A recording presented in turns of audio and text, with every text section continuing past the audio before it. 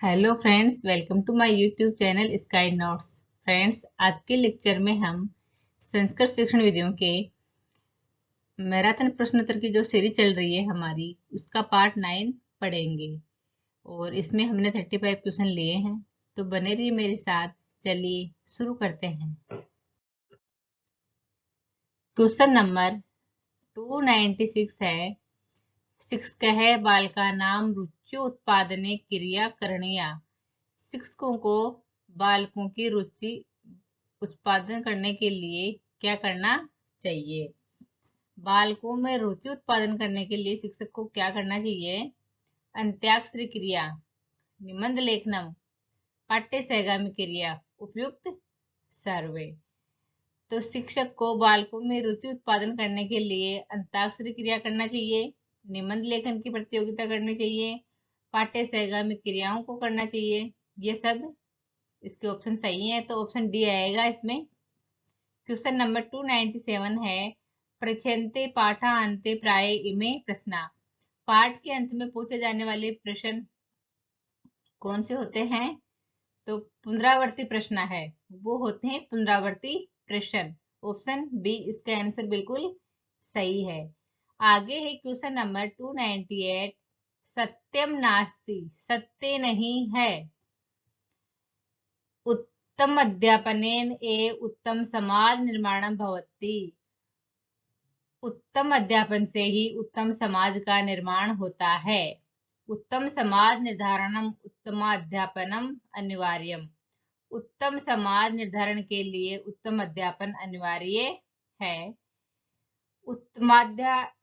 अध्यापनार्थम उत्तम कौशलानां ज्ञानम। उत्तम अध्यापन के लिए उत्तम कौशलों का ज्ञान आवश्यक है। और उत्तम कौशल ज्ञानार्थम, उत्तम कौशलों के ज्ञान के लिए विषय के ज्ञान में प्रवीणता तू न आवश्यकम, प्रवीणता आवश्यक नहीं है, किंतु अध्यापन कौशलानाम, अध्यापन के कौशलों में प्रवीणता अनिवार्य भवति, अनिवार्य है। तो यह ऑप्शन डी गलत है, तो ये हो जाएगा इसका आंसर, और ये सारे सही हैं। आगे है क्वेश्चन नंबर 299। प्रस्तावना कौशल से विशेषता अस्ति। प्रस्तावना कौशल की विशेषता क्या है? अध्यापकेषु उत्साहो जागरूकता च उत्पादयति। जो अध्यापकों में उत्साह और जागरूकता उत्पन्न करता है। छात्राणाम अवधानस्य रुचेश्च जागरणं भवति। छात्रों के अवधान की रुचि में जागरण होता है। यथार्थ विधेः विस्तारो भवति। यथार्थ विधि का विस्तार होता है। एता है, सर्वा है, विशेषता है, ये सभी विशेषताएं। तो इसका आंसर हो जाएगा ऑप्शन डी।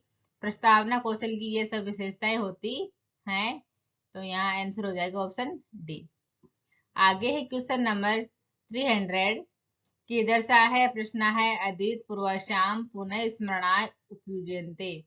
किस प्रकार के प्रश्नों को अधीत पूर्वाश्याम पहले में पढ़ लिया है और दोबारा स्मरण करने की आवश्यकता है?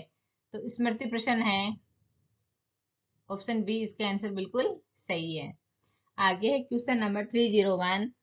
श्याम पट्टे लिखे मान प्रश्न है भवेयु। श्याम पट पर लिखे हुए प्रश्न किस प्रकार के हो? शुद्धा है, शुद्ध हो, स्पष्टा है, स्पष्ट हो, आकर्षक है, आकर्षक हो, एतै सर्वै गुणै युक्ता, इन सभी गुणों से युक्त हो।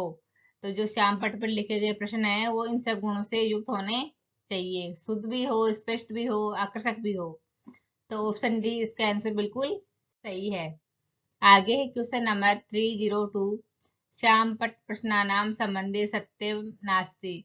श्याम पट पर प्रश्न जो लिखे हैं उनके संबंध में सत्य नहीं है। श्याम पट्टे लिखे माने प्रश्न आरंभ उच्चारणी है। श्याम पट पर जो लिखे प्रश्न है उनका प्रारंभिक उच्चारण करना चाहिए। श्याम पट्टे प्रश्न लेखन समय मध्य मध्य छात्रेभ्यः अपि अवधानम दातव्ये।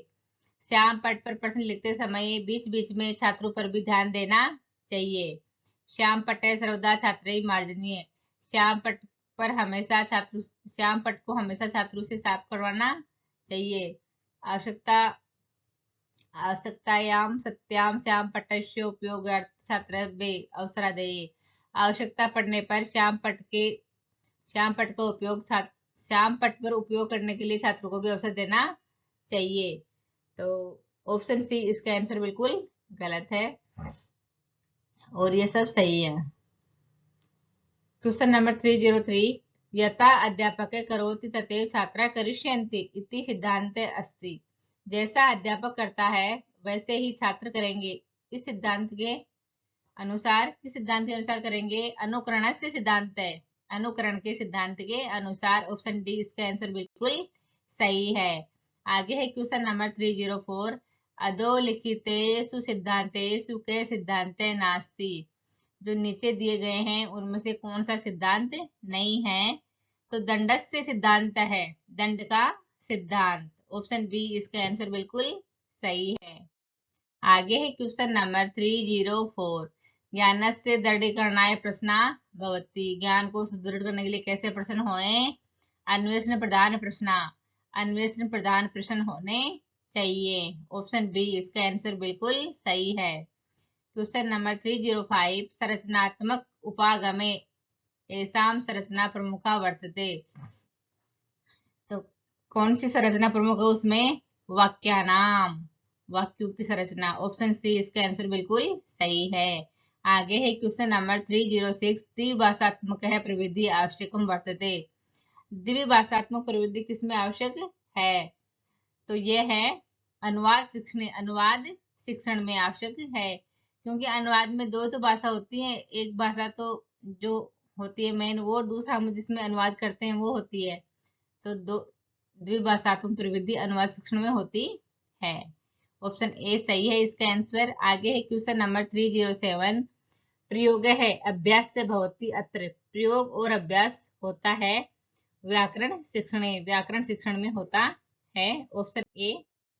आगे है क्वेश्चन नंबर 308 उपचारात्मकम शिक्षणम किम। उपचारात्मक शिक्षण क्या होता है? कौन सा होता है उपचारात्मक शिक्षण?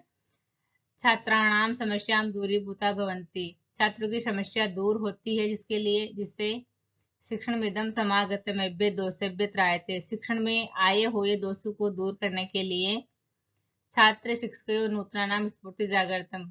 छात्र और शिक्षकों में नवीन स्फूर्ति जागृत करने के लिए उपयुक्त कथनम तर्यम सत्यम।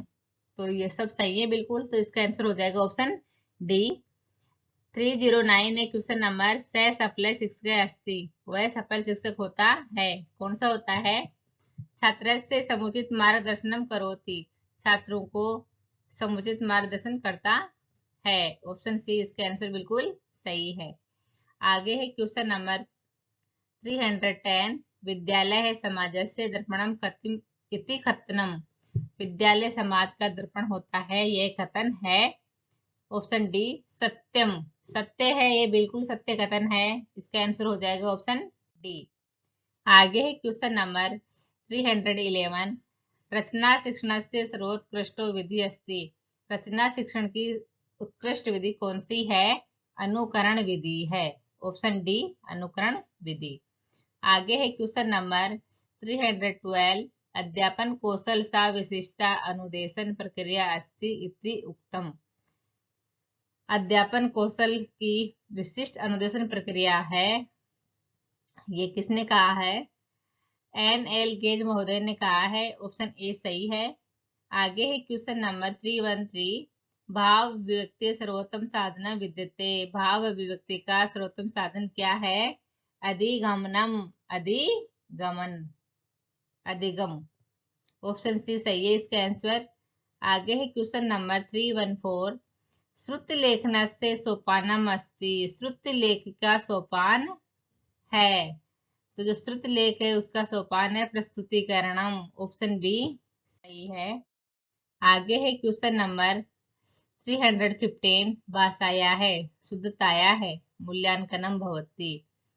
भाषा की शुद्धता के लिए मूल्यांकन होता है व्याकरण शिक्षण का। ऑप्शन सी सही है इसका आंसर। 316 क्वेश्चन है भारत से के द्वि प्रतिष्ठे। भारत की कौन सी दो प्रतिष्ठा है? संस्कृतम और संस्कृति। तो उभय ये दोनों ऑप्शन सी सही है इसका आंसर।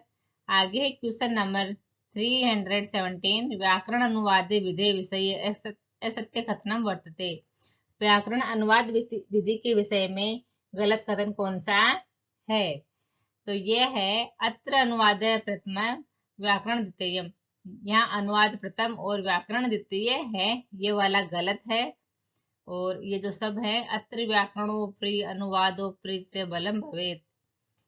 आपटे महोदय ऐसे समर्थक है, अस्य विधेय प्रवर्तक है भंडारकर महोदय, ये सब सही है। और ये ऑप्शन बी गलत है व्याकरण के विषय में, अनुवाद के विषय में। क्वेश्चन नंबर 318 है, सूत्र से प्रकार नास्ति। सूत्र का प्रकार नहीं है। विधि सूत्र, अतिदेश सूत्र, संज्ञा सूत्र, ये तो सब सूत्र हैं। और जो गुण सूत्र है वो सूत्र का प्रकार नहीं है। सूत्र 6 प्रकार के होते हैं, तो उनमें गुणसूत्र नहीं है। आगे है क्वेश्चन नंबर 319, तृतीय कक्षा या छात्र उस स्वरेण वाचनम करोति। तीसरी कक्षा का बालक उस स्वर में वाचन करता है।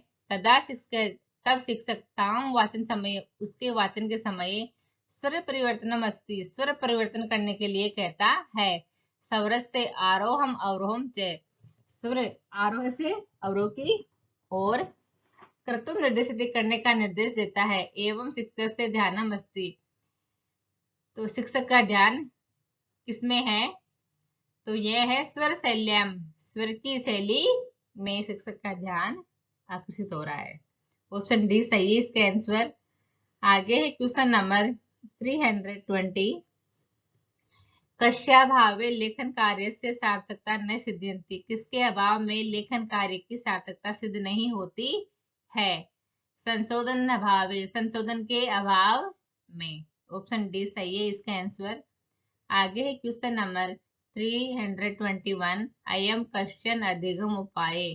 अधिगम का उपाय कौन सा है? तो ये है अभिरुचि। ऑप्शन सी सही है इसका आंसर।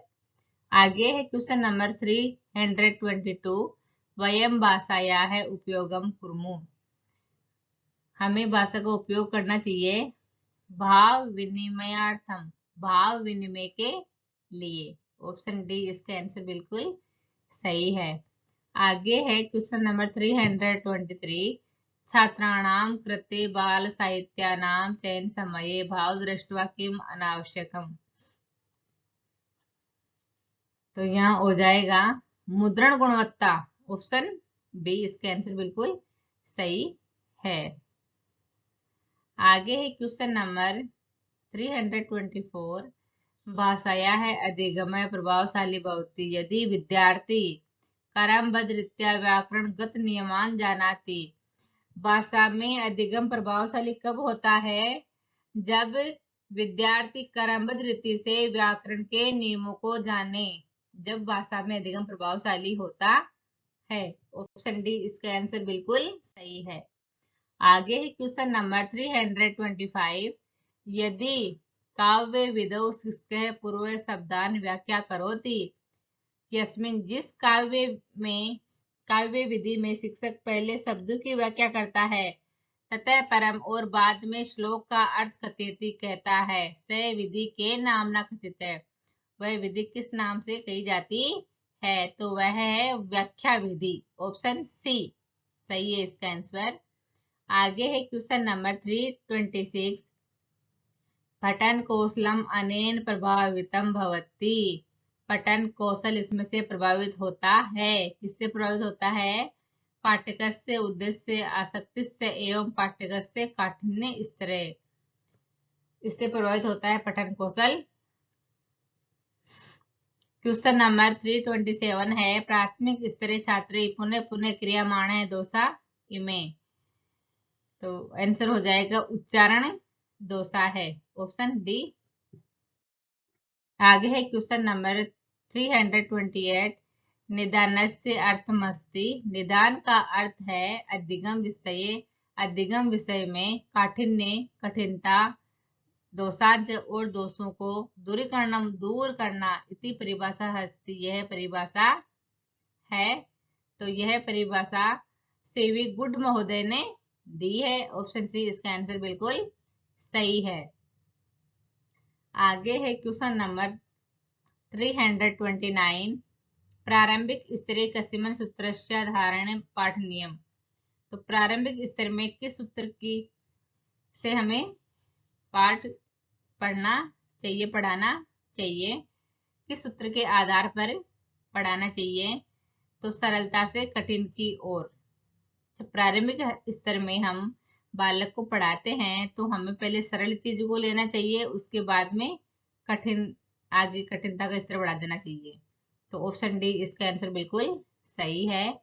आगे है क्वेश्चन नंबर 330, सुग्गा विधि है अस्ति। सुग्गा विधि कौन सी है? तो पाठ्य पुस्तक विधि है, पाठ्य पुस्तक विधि है, उसको सुग्गा विधि भी कहते हैं। और देखो जो ये सूत्र है, सूत्र विधि है, ये भी पाठ्य पुस्तक विधि में ही आती है, तो ये भी सुग्गा विधि है। तो ऑप्शन ए इसका आंसर बिल्कुल सही हो जाएगा। तो फ्रेंड्स, ये था हमारा आज मैराथन प्रश्नोत्तर की सीरीज का पार्ट 9, और इसमें हमने 35 क्वेश्चन लिए थे, और आई होप आपके क्वेश्चन अच्छे से समझ में आ गए होंगे। और अगर ये वीडियो आपको पसंद आए तो वीडियो को लाइक करो, और मिलते हैं अगली क्लास में ऐसे ही एक नई सीरीज के साथ में। धन्यवाद।